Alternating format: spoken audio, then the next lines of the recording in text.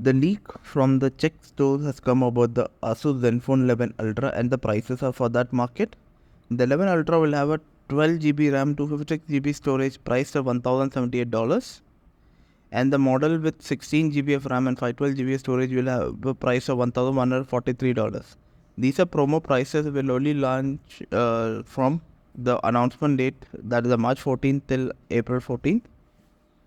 The cheaper model is scheduled to go up by $43, while the top of the line version will go up by $107.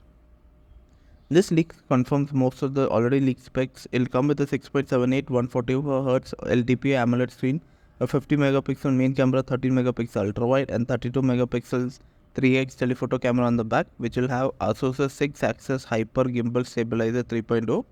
It will be powered by the Snapdragon 8 Gen 3 chipset. It will have 5500 mAh battery with 15 watts of wireless support.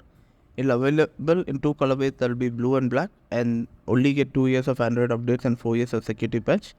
This phone unfortunately is a very disappointing phone and will not come in 90% of the global markets.